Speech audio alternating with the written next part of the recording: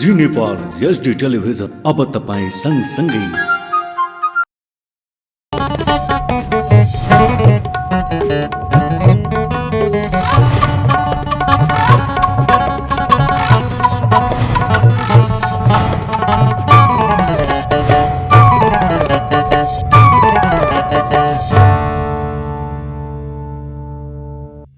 नमस्कार, जी नेपाल न्युजमा यहाँलाई स्वागत छ। म करुणा लामिछाने। सुरुमा मुख्य समाचारका शीर्षकहरू। राष्ट्रिय सभा चुनावको तयारी पूरा, 19 सिटका लागि 43 जना चुनावी मैदानमा रहेको जानकारी।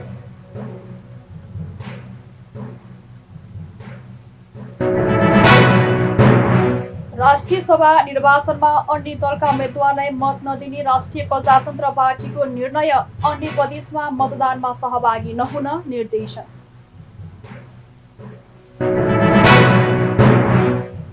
सोह्र लाख 60,000 मात्रा मोडर्ना खोप नेपाल आइपुग्यो। खोप 12 देखि 17 वर्ष उमेर समूहका बालबालिकालाई लगाउने तयारी।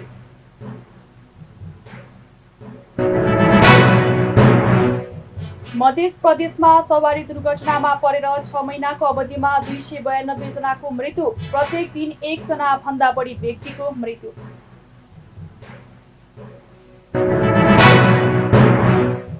अमेरिकाले दियो आफ्ना नागरिकलाई युक्रेन छाड्न आदेश, रुसले युक्रेनको सिमानामा 1 लाख भन्दा बढी सेना राखेको भनाई।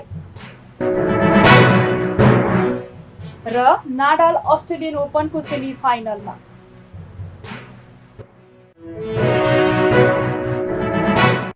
अब समाचार विस्तारमा। निर्वाचन आयोगले भोलि बुधबार हुने राष्ट्रिय सभाको मतदानको सम्पूर्ण तयारी पूरा भएको जनाएको छ। भोलि बुधबार हुने मतदानका लागि आगामी फागुन 20 गतेबाट रिक्त हुन लागेको 19 सिटका लागि 43 जना चुनावी मैदानमा रहेका छन्। प्रदेश 1 मा 3, मध्य प्रदेशमा 2, बागमतीमा 2, गण्डकीमा 3, लुम्बिनीमा 3, कर्णालीमा 3 र सुदूरपश्चिम प्रदेशमा 3 गरी जम्मा 19 पदका लागि निर्वाचन हुन लागेको निर्वाचन आयोगले जनाएको छ। 7 प्रदेशका 8 मतदान स्थलमा 14 मतदान केन्द्र मार्फत मतदान गराइनेछ, जस अनुसार प्रदेश 1 मा 2 र अरू प्रदेशमा 1-1वटा मतदान स्थल छन्। आयोगका प्रवक्ता शालिग्राम शर्मा पौडेलले मतदानको सम्पूर्ण तयारी पूरा भएको र बुधबार बिहान 9 बजेदेखि 3 बजेसम्म हुने जानकारी दिनुभयो। उहाँले निर्वाचन सकिएपछि आवश्यक प्रक्रिया सकेर मतगणना सुरु हुने बताउनुभयो। भोलि हुने राष्ट्रिय सभा सदस्यको निर्वाचनको लागि आयोगको तर्फबाट गर्नुपर्ने सबै तयारीहरू पुरा भइसकेका छन् र आज पनि केही निर्वाचन अधिकृतको कार्यालयले जुन मतदान अधिकृतहरू नियुक्ति गर्नुभएको छ, ती मतदान अधिकृतहरूले मतदान केन्द्रमा बुथ निर्माणको कामहरू केही बाँकीहरू छन्, दिउँसोसम्म ती सबै सम्पन्न हुन्छन् र भोलि बिहान 9 बजेबाट बेलुका 3 बजेसम्म मतदान कार्य 3 बजेसम्ममा सम्पन्न हुन्छ र 3 बजेपछि केही प्रक्रियागत कुराहरू, मुचुल्का लगायतका प्रक्रियागत कुराहरू पुरा गरिसकेपछि त्यसपछि निर्वाचन अधिकृतले राख्ने सर्वदलीय बैठक राखेर मतगणना सम्बन्धी केही छलफलहरू दलहरूका बीचमा अथवा उम्मेदवारहरूका बीचमा ती छलफल गरेपछि मतगणना कार्य सुरु हुन्छ र सम्भवतः हामीले अपेक्षा गरे अनुसार भोलि रातिसम्ममा निर्वाचन परिणाम पनि आइसक्छ। फागुन 20बाट नेकपा एमालेका 8, नेकपा एकीकृत समाजवादीका 4, नेकपा माओवादी केन्द्रका 4 र नेपाली काङ्ग्रेसका 3 राष्ट्रिय सभा सदस्यको पदावधि सकिँदैछ। सदस्यको पदावधि सकिनु 35 दिन अघि नै निर्वाचन गर्नुपर्ने व्यवस्था अनुसार मतदान हुन लागेको हो। मतदान मार्फत 7 महिला, 3 दलित, 2 अपाङ्गता भएका तथा अल्पसंख्यक र 7 अन्य समूह गरी 19 जना चुनिनेछन्। संघीय वन नियमावलीको मस्यौदा र प्रदेश वन ऐनहरूमा समावेश गरिएका सामुदायिक वन विरोधी व्यवस्था हटाउन माग गर्दै सामुदायिक वन उपभोक्ता महासंघले वन परिसर बबरमहलमा विरोध प्रदर्शन गरेको छ। सरकारले वन नियमावलीको मस्यौदामा वन ऐन 2076 विपरीत र सामुदायिक वनको अधिकारमा असर पर्ने गरी व्यवस्था गरेको भन्दै उनीहरूले सिटी बजाउँदै विरोध प्रदर्शन गरेका हुन्। नेपाल सरकार र प्रदेश सरकारले सामुदायिक वन क्षेत्रमा विभिन्न नामका संरक्षित क्षेत्रहरूको घोषणा र विस्तार गरी सामुदायिक वनलाई असर पारेको भन्दै बाध्य भएर आन्दोलन गर्नु परेको महासंघको भनाइ छ। सामुदायिक वन उपभोक्ता महासंघ नेपालकी अध्यक्ष भारती पाठकले सामुदायिक वनमा तेह्रो कर लगाउने र वन पैदावारको सदुपयोगमा रोक लगाउने काम भएको आरोप लगाउनुभयो। उहाँले प्रदेश ऐनहरूमा भएका सामुदायिक वन विरोधी व्यवस्था हटाउन, संरक्षित क्षेत्र विस्तार कार्य तत्काल रोक्न र तेह्रो कर खारेज गराउन माग गर्नुभयो। गर्यो त्यो वन नियावलीमा के भनिएको छ भने विशेष गरिकन सामुदायिक वन उपभोक्ता समूहले प्राप्त गरेको स्वायत्त अधिकार छ जुन वन ऐन 2076ले व्यवस्था गरेको छ त्यो अधिकारलाई चाहिँ ब्युरोक्र्याट्सहरूको कन्ट्रोलमा लिनेर सामुदायिक वन उपभोक्ता समूहहरूलाई उपभोक्ता किसानहरूलाई एउटा पहरेदारको रूपमा मात्रै राख्ने कल्पना गरेर ऐनको खिलाफमा नियावली ल्याइराखेको छ। त्यो तत्काल प्रस्तावित वन नियावलीलाई तत्काल सरकारले चाहिँ स्थगित गरेर चाहिँ समुदायको अधिकार सहितको चाहिँ नियावली अगाडि बढाउनुको लागि हामीले खबरदारी गर्दैछौँ। त्यो सँगसँगै सरकारले चाहिँ पटक पटक अहिले पनि नेपालमा चाहिँ झन्डै 55% संरक्षित वनहरू आरक्षित निकुञ्जहरू चाहिँ विस्तार गरिसकेको छ। जहाँ निकुञ्जहरू विस्तार गरेको छ, जहाँ आरक्षीहरू विस्तार गरेको छ त्यो ठाउँमा मानव अधिकार हनन भइराखेको छ। मान्छेहरूले चाहिँ त्यहाँका प्राकृतिक स्रोतहरू उपयोग गर्न पाएको छैन, त्यहाँका कस्टमरी प्र्याक्टिसहरूलाई चाहिँ प्रयोग गर्न पाइराखेको छैन। फेरि पनि सरकारले त्यो चाहिँ हिजो पञ्चायत कालमा बनाइएको निकुञ्ज ऐन 2029लाई चाहिँ नयाँ बनाउनु पर्ने ठाउँमा लोकतान्त्रिक गणतान्त्रिक सरकारले त्यही नियम त्यही कानुनलाई चाहिँ जबरजस्ती लागू गर्ने र त्यहाँ मानव अधिकारलाई चाहिँ मानवलाई विस्थापित गरेर चाहिँ विशेष गरी वन्यजन्तुलाई मात्रै प्राथमिकता दिएर अगाडि बढेको छ। र हामीले सरकारलाई पटक पटक भनेका छौँ जहाँ निकुञ्ज विस्तार गर्नुभएको छ त्यहाँ मानव अधिकारको ग्यारेन्टी होस् र जहाँ फेरि पनि उहाँहरू चाहिँ थप संरक्षण क्षेत्रहरू विस्तार गरेर मानव अधिकार हनन हुने खालका गतिविधिहरू प्रस्तावहरू सरकारले अगाडि बढाइएको छ। यसलाई तत्काल रोकियोस् र प्रदेश सरकारले बनाएका वन ऐनहरू चाहिँ समुदाय विरोधी छन्। अहिले पनि 3वटा सरकारले चाहिँ कर लगाउने, उता प्रदेश सरकारले 25% भन्दा बेसी, केन्द्रीय सरकारको चाहिँ आयकर भनेर 25% भन्दा बेसी, सामुदायिक वनमा पर्यटन बाबतको फेरि 10% भनेर झन्नै चाहिँ 90% चाहिँ सामुदायिक वनलाई कर लगाउने र कुनै पनि काम गर्न नदिने जस्तो समृद्ध नेपाल सुखी नेपालीको सङ्कल्पलाई पूर्णता दिन वनमा स्रोत छ, जङ्गलमा स्रोत छ, काठ छ, जडीबुटी छ, मानव छ, पर्यटन छ, त्यो सबै कुरालाई ठप्प गरिदिएर त्यसलाई प्रशोधन गर्न नदिएर रोजगारी सिर्जना गर्ने कुराबाट वञ्चित गर्ने खालका नीति कानुनहरू सरकारले अगाडि बढाएको छ। यसलाई तत्काल करेक्सन गरियोस्, होइन भने जनताले चाहिँ आफूले संरक्षण गरेको स्रोतलाई उपभोग गर्न पाउँदैन। विदेशबाट काठहरू आउँछ, यहीको काठहरू चाहिँ उपभोक्ताले एउटा मान्छे मर्दा दाउरा प्रयोग गर्न पाइरहेको अवस्था छैन। त्यसले गर्दाखेरि यसको विरुद्धमा सरकारले तीनै तहको सरकार विशेष गरी प्रदेश सरकार र सङ्घीय सरकारले जुन गलत खालका नीति र कानुनहरू अगाडि बढिया छ यसलाई करेक्सन गरियोस् र सरकारले करेक्सन गर्नका नाममा फेरि पनि चाहिँ कोठाभित्र बसेर एकलौटी हिसाबले चाहिँ त्यस्ता नीति र कानुनहरू अगाडि बढाउनेको विरुद्धमा चाहिँ सामुदायिक वन उपभोक्ता महासङ्घ नेपालले देशभरि नै उहाँले वन उपभोक्ता मैत्री कानुन निर्माण नभएसम्म आन्दोलनलाई जारी राख्ने जानकारी दिनुभयो। शुक्रराज ट्रपिकल तथा सरुवा रोग अस्पताल टेकुमा 1 हप्ताका लागि स्थगन गरिएको कोरोना भाइरस विरुद्धको खोप अभियान मङ्गलबारबाट पुनः सुरु भएको छ। काठमाडौँ महानगरपालिका स्वास्थ्य शाखा र नेपाल रेडक्रस सोसाइटीबाट जनशक्ति व्यवस्थापन हुने भएपछि खोप अभियान पुनः सञ्चालन भएको अस्पतालले जनाएको छ। आइतबार अस्पतालमा 50 भन्दा बढी चिकित्सक, स्वास्थ्यकर्मी र अन्य कर्मचारीलाई कोरोना भाइरस संक्रमण भएकाले सोमबारदेखि 1 हप्ताका लागि खोप अभियान स्थगन गरेको थियो। अस्पतालमा कोरोना भाइरस विरुद्धको पहिलो मात्रा, पूर्ण मात्रा र बुस्टर डोज उपलब्ध गराउँदै आएको थियो। अस्पतालमा कोरोना विरुद्धको खोप लगाउनेको भिड हुने गरेको छ। राष्ट्रिय प्रजातन्त्र पार्टीले भोलि हुने राष्ट्रिय सभा निर्वाचनमा अन्य दलका उम्मेद्वारलाई मत नदिने निर्णय गरेको छ। आज मङ्गलबार बसेको राप्रपाको केन्द्रीय पदाधिकारीहरूको बैठकले राष्ट्रिय सभा निर्वाचनमा प्रदेश 1मा पार्टीका उम्मेद्वारलाई मत दिन र अन्य प्रदेशमा मतदानमा सहभागी नहुन निर्देशन दिएको महामन्त्री भुवन पाठकले जानकारी दिनुभयो। प्रदेश 1मा राप्रपा उम्मेद्वारहरू अमरबहादुर विष्ट र रन्जु प्याकुरेलाई मतदान गर्ने निर्देशन दिन र अन्य प्रदेशहरूमा पार्टीको उम्मेद्वार नभएकोले पार्टीका तर्फबाट प्रतिनिधित्व गर्ने मतदाताहरूलाई मतदान प्रक्रियामा सहभागी नहुन निर्देशन दिने निर्णय गरिएको उहाँले जानकारी दिनुभयो। शिक्षा मन्त्री देवेन्द्र पौडेलले विद्यार्थीको नतिजा समयमै निकाल्न त्रिभुवन विश्वविद्यालय अन्तर्गतको परीक्षा नियन्त्रण कार्यालयलाई निर्देशन दिनुभएको छ। मंगलबार अनुगमन गर्न परीक्षा नियन्त्रण कार्यालय बल्कु पुग्नुभएका सहकुलपति पौडेलले यो अथवा त्यो बहाना नगरी समयमै विद्यार्थीको नतिजा निकाल्न निर्देशन दिनुभएको हो। सामान्यतया परीक्षा भएको 3 महिनापछि नतिजा आउने भए पनि 6 महिना पुग्दासम्म विश्वविद्यालयले नतिजा निकालेको छैन। अनुगमनका क्रममा मन्त्री पौडेललाई जनशक्ति अभावका कारण समयमा नतिजा निकाल्न नसकेको परीक्षा नियन्त्रक पुष्पराज जोशीले जानकारी दिनुभएको छ। जनशक्ति अभाव भए सेवा आयोगलाई भनेर अस्थायी कर्मचारी ल्याएर भए पनि समयमा सेवाग्राहीको काम हुनुपर्ने बताएका छन्। विद्यार्थीहरूको मानविकी संकायमा धेरै गुनासो रहेको छ, सम्बोधन गर्नुहोस् मन्त्री पौडेलले भन्नुभयो। जनशक्ति थप्ने हाम्रो काम हो, सेवाग्राहीलाई त्यो थाहा हुँदैन, गुनासो कम आउने गरी काम गर्नुहोस्। विश्वविद्यालय सिस्टममा नभएको भन्दै भौतिक संरचना एवं विद्यार्थीलाई दिने सेवा प्रविधि मैत्री हुनुपर्नेमा जोड दिएका छन्।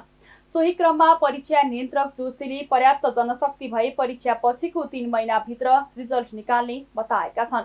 उनले पुराना कर्मचारी रिटायर हुँदा नयाँ कर्मचारीले सिस्टम सिक्न 1 वर्ष लाग्ने जोशीको भनाइ छ। उनले परीक्षा नियन्त्रक कार्यालयमा 224 जना कर्मचारी हुनुपर्नेमा 137 जनाले काम गरिरहेकाले समयमै नतिजा दिन नसकेको स्वीकार गरेका छन्। विभिन्न विद्यार्थी संगठनहरूले काठमाडौँ मेडिकल कलेज र केएमसी विराटनगरको नोबेल मेडिकल कलेजलाई ठगी मुद्दामा कारबाही गर्न माग गर्दै काठमाडौँ प्रशासन कार्यालयमा मागपत्र बुझाएका छन्। नेपाल विद्यार्थी संघ, अखिल क्रान्तिकारी अनिराज सबिउ लगायत विभिन्न 8 विद्यार्थी संगठनहरूले नियम विपरीत अतिरिक्त शुल्क लिएका 2 कलेजलाई ठगी मुद्दामा कारबाही अघि बढाउन मागपत्र बुझाएका हुन्। केएमसी र नोबेलले विद्यार्थीहरूले चिकित्सा शिक्षा आयोगले तोकी बमोजिमको शुल्क बुझाउँदा पनि एमबीबीएस, बीडीएस र बीएनएसका सन् 2021 ब्याचका विद्यार्थीहरूलाई कक्षा प्रवेशमा रोक लगाएको, गैर कानुनी र गुण्डागर्दी शैलीमा विभिन्न बहानामा अतिरिक्त शुल्क तिर्ने बाध्य बनाएको र नियम विपरीत छात्रावासलाई अनिवार्य बनाएको उनीहरूले आरोप लगाएका छन्। मेडिकल कलेजले चर्को शुल्क असुल गरिरहेको भन्दै विद्यार्थी संगठनहरू आन्दोलित भएका छन्। बाँकेमा परीक्षण भएका मध्ये मंगलबार 65% बढीमा कोरोना भाइरस संक्रमण पुष्टि भएको छ।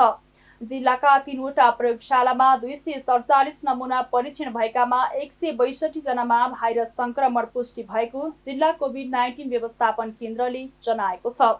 फेरि अस्पतालमा 136 जनाको नमुना जाँच गर्दा 89, मेडिकल कलेज कोहलपुरमा 79 जनाको नमुना जाँच गर्दा 54 र बागेश्वरी ल्याबमा 32 नमुना जाँच गर्दा 19 जनामा भाइरस संक्रमण पुष्टि भएको केन्द्रका फोकल पर्सन तेज ओलीले जानकारी दिनुभयो।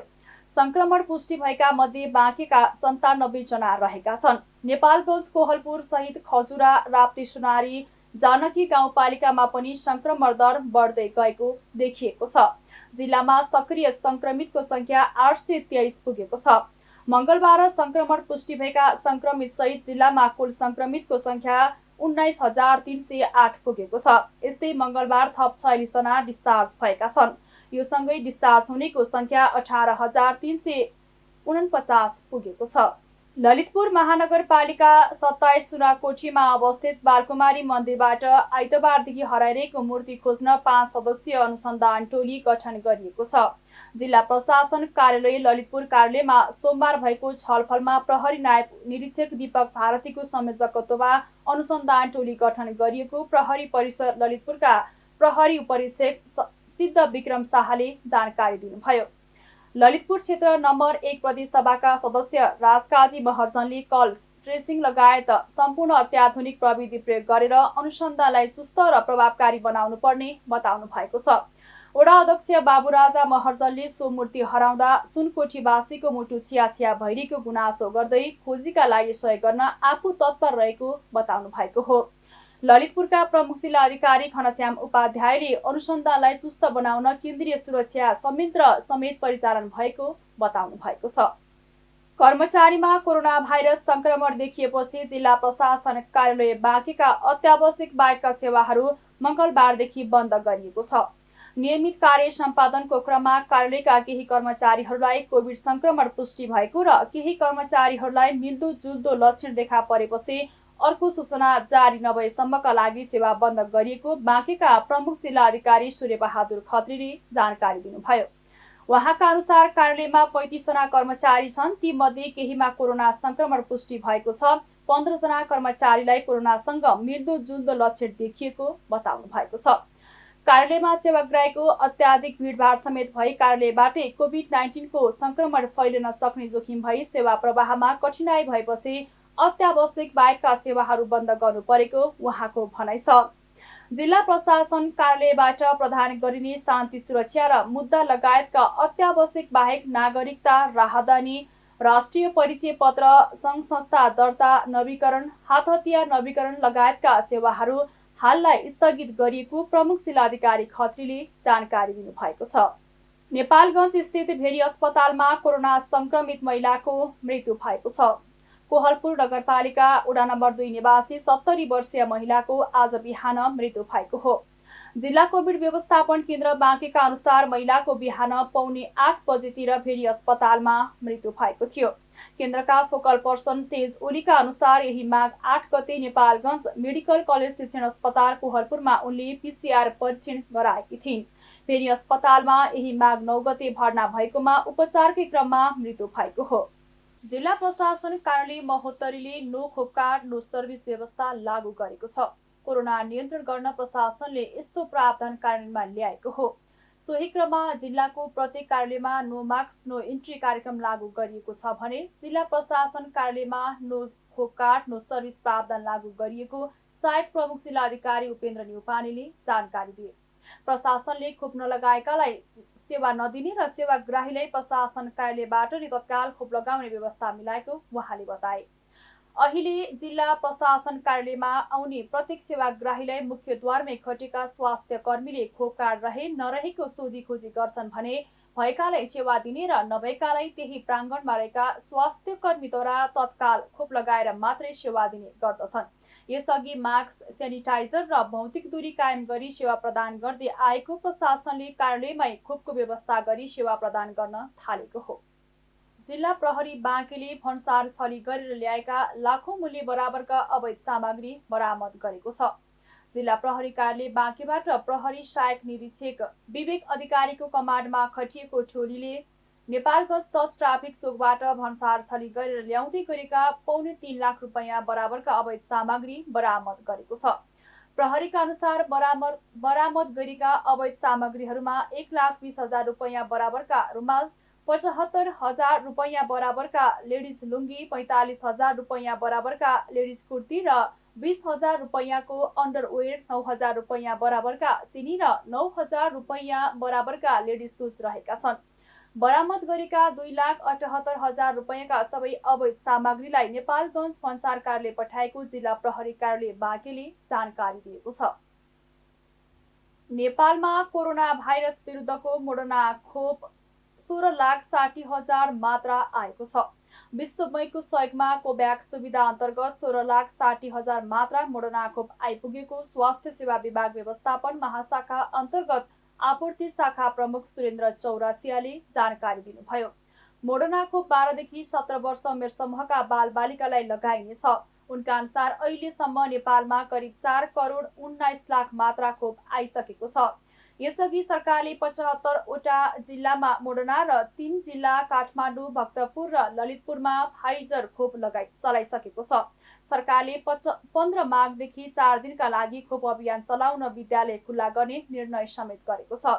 60 जिल्लाका 12 देखि 17 वर्षसम्मका बालबालिकालाई खोप दिइसकेकाले बाँकी अन्य जिल्लामा अब मोडर्नाको खोप दिने परिवार कल्याण महाशाखा अन्तर्गतको खोप शाखा प्रमुख सागर दाहालले बताउनुभयो। काभ्रे, चितवन, सिन्धुली, डडेलधुरा, सुर्खेत, झापा, मोरङ, सुनसरी, सप्तरी, धनुषा, पर्सा, कास्की, बागलुङ, रूपन्देही, बाँके, दाङ र कैलालीका बालबालिकालाई खोप दिइनेछ। त्यसैगरी सरकारले 5 देखि 11 वर्ष उमेर समूहका बालबालिकालाई पनि खोप लगाउने तयारी गरेको छ। 5 देखि 11 वर्ष उमेर समूहका बालबालिकालाई खोप लगाउन फाइजर खोप खरिदका लागि प्रक्रिया अगाडि बढाएको चौरासियाले जानकारी दिनुभयो। उहाँका अनुसार 5 देखि 11 वर्षसम्मका बालबालिकाले खोपका लागि भने केही समय अझै कुर्नुपर्ने बताइएको छ। मध्य प्रदेशमा सवारी दुर्घटनामा परेर 6 महिनाको अवधिमा 292 जनाको मृत्यु भएको तथ्याङ्कले देखाएको छ। पछिल्लो 6 महिनाको तथ्याङ्कमा प्रत्येक दिन 1 जनाभन्दा बढी व्यक्तिको मृत्यु भइरहेको देखिएको छ। मध्य प्रदेश प्रहरीले सार्वजनिक गरेको तथ्याङ्क अनुसार पछिल्लो 6 महिनामा सवारी दुर्घटनामा परेर प्रदेशमा 292 जनाको मृत्यु भएको छ। चालू आर्थिक वर्षको श्रावणदेखि पुससम्ममा प्रदेशको विभिन्न जिल्लामा 2859 सवारी दुर्घटनामा 292 जनाले ज्यान गुमाएका छन्। प्रदेश प्रहरीका प्रवक्ता प्रहरी परीक्षक तुलबहादुर कार्कीका अनुसार मृतक 292 मध्ये 252 पुरुष र 47 जना महिला रहेका छन्। सोही अवधिमा दुर्घटनामा परेर 4238 जना घाइते भएका छन्। घाइते मध्ये 880 जना महिला छन्। प्रहरीले यस 6 महिनाको अवधिमा 1,36,004 गाडीलाई कारबाही गर्दा 11,89,25,500 रुपैयाँ राजस्व सङ्कलन भएको प्रदेश प्रहरीको तथ्याङ्क रहेको छ। जुम्लामा यस वर्ष जिल्लामा 6,170 मेट्रिक टन भन्दा बढी स्याउ उत्पादन भएको छ। स्याउ उत्पादनको तथ्याङ्क गत वर्ष भन्दा यो वर्ष 19% घटेको जिल्ला कृषि विकास कार्यालय जुम्लाले जनाएको छ। आर्थिक वर्ष 2078-79 मा 6,170 मेट्रिक टन स्याउ उत्पादन भएको छ। गत आर्थिक वर्ष 77-78 मा 6,210 मेट्रिक टन स्याउ उत्पादन भएका कार्यालयले जनाएको छ। जिल्लाको कुल खेतीयोग्य जमिन 39,435 हेक्टर छ। यसको 4 हेक्टर जमिनमा गरिएको स्याउ खेती मध्ये 1,888 हेक्टरमा मात्रै स्याउ फलेको थियो।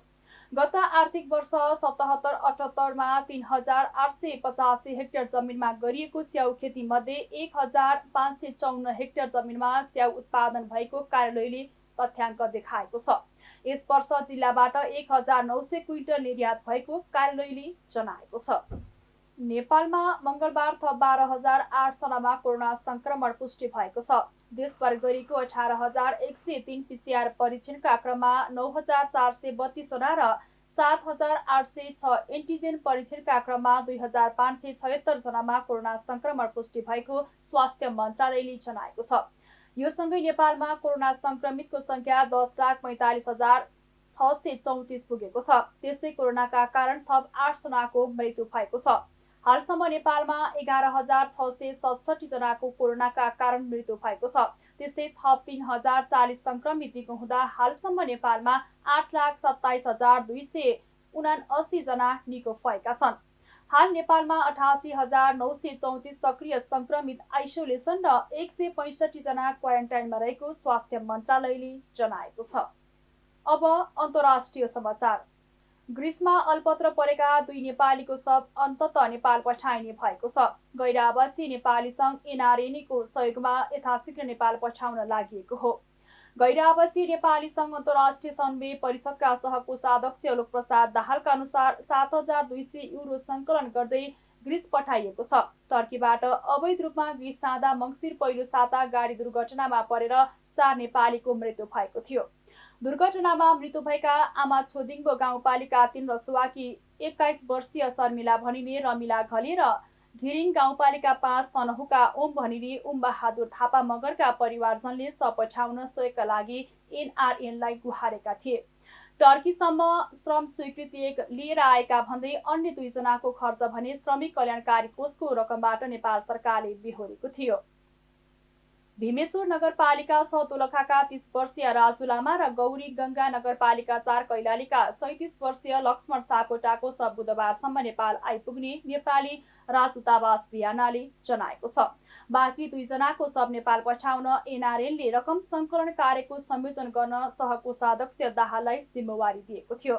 बेल्जियम निवासी व्यवसायी समेत रहेका दाहालले 500 युरो सहयोग घोषणा गर्दै रकम सङ्कलन अभियान सुरु गरेका थिए। युरोपमा रहेका विभिन्न एनसिसीहरूमा पनि रकम सङ्कलन भएको थियो। त्यसको सम्पूर्ण विवरण आउन बाँकी नै रहेको दाहालले जानकारी दिएका छन्। ग्रिस नेपाल सोसाइटीका संस्थापक अध्यक्ष कृष्ण पोखरेलले शव नेपालमा पठाउने प्रक्रियामा समन्वय गरेका छन्। विगत 25 वर्षदेखि ग्रिसमा बस्दै आएका पोखरेललाई शव नेपाल पठाउने प्रक्रियाका सहयोग गर्न भन्दै नेपाली राजदूतावास भियनाले अख्तियारी प्रदान गरेको थियो। अमेरिकाले राजदूतावास कर्मचारीका परिवारलाई युक्रेन छाड्न आदेश दिएको छ। अमेरिकी विदेश विभाग स्टेट डिपार्टमेन्टले युक्रेनको किभमा रहेको अमेरिकी दूतावासका कर्मचारीका परिवारलाई देश छाड्न आदेश दिएको हो। युक्रेनको कुनै पनि ठाउँमा रुसी सैन्य कारबाहीले युक्रेन छोड्ने अमेरिकी नागरिकहरूलाई सहयोगसहित कन्सुलर दूतावास सम्बन्धी सेवाहरू प्रदान गर्ने विदेश विभागले बताएका छन्। विदेश विभागले व्यावसायिक रूपमा उपलब्ध उडानहरूमा प्रस्थान गर्न सक्नेहरूलाई आग्रह गरिरहेको छ। रुसको निरन्तर सैन्य निर्माण र गलत सूचना अभियानका कारण धेरै सावधानी अपनाएर निर्णय गरिएको हो, विदेश विभागका एक वरिष्ठ अधिकारीले भनेका छन्। रुसले युक्रेनको सिमानामा 1 लाखभन्दा बढी सेना जम्मा गरिसकेको बताइएको छ। रुसी राष्ट्रपति भ्लादिमिर पुटिनले युक्रेनमा कुनै पनि समयमा आक्रमण हुन सक्ने हुनाले अमेरिकाले आफ्ना नागरिकलाई युक्रेन छोड्न आग्रह गरेको जनाएको छ। अब खेल समाचार। Spanish tennis star Rafael Nadal Australian ओपनको सेमी फाइनलमा प्रवेश गरेका छन्। नाडालले क्यानेडियन खेलाडी डेनिस शापोभालोभलाई पराजित गर्दै कीर्तिमानी ग्रान्ड स्लाम जिततर्फ अग्रसर भएका हुन्। नाडालले 14औं वरीयताका डेनिसलाई 5 सेटको भिडन्तमा 6-3, 6-4, 3-6, 6-3 ले पछि पार्दै अन्तिम 4मा स्थान बनाए। नाडालले मेलबर्न पार्कमा 2009 मा एक मात्र उपाधि जितेका छन्। उनी सेमी फाइनलमा पनि 7औं पटक प्रवेश गर्न सफल भए। अब अन्तिम 4मा 34 वर्षीय नाडालको भिडन्त मार्टियो बेरिटिनी तथा जेगल मोनफिल्स मध्ये एकजनासँग हुनेछ। इटालीका 7औं वरीयता प्राप्त बेरिटिनी तथा फ्रान्सका 17औं वरीयताका मोनफिल्स बीच मंगलबार नै हुने क्वार्टर फाइनलले नाडालको प्रतिनिधित्व तय हुनेछ। अब नाडाल करियरको 19औं ग्रान्ड स्लामको उपाधि भन्दा 2 जित टाढा छन्। यदि उनले 2 जित आत्मसात गरे सहकर्मीहरू रोजर फेडेरर र नोभाक जोकोभिचलाई पछि पार्दै नयाँ कीर्तिमानी रच्नेछन्। हामी जी नेपाल न्युजको अन्त्यमा आइसकेका छौं। जाँदा जाँदै मुख्य खबरका शीर्षकहरू पुनः एकपटक। राष्ट्रिय सभा चुनावको तयारी पूरा, 19 सिटका लागि 43 जना चुनावी मैदानमा रहेको जानकारी।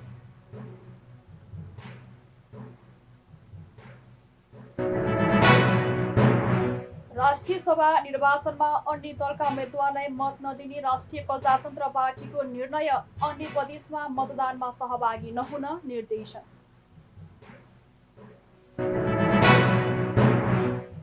सोह्र लाख 60,000 मात्रा मोडर्ना खोप नेपाल आइपुग्यो। खोप 12 देखि 17 वर्ष उमेर समूहका बालबालिकालाई लगाउने तयारी।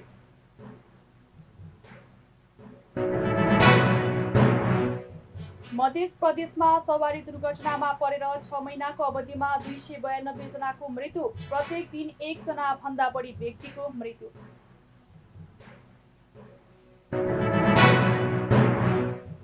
अमेरिकाले दियो आफ्ना नागरिकलाई युक्रेन छाड्न आदेश, रुसले युक्रेनको सिमानामा 1 लाख भन्दा बढी सेना राखेको भनाई।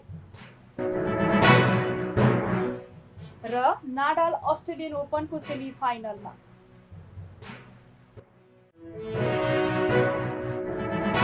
हौस् त अहिलेको लागि जी नेपाल एसटी न्युज यति नै। ताजा समाचार र मनोरञ्जनका लागि जी नेपाल एसटी टेलिभिजन हेर्दै गर्नुहोला। नमस्कार।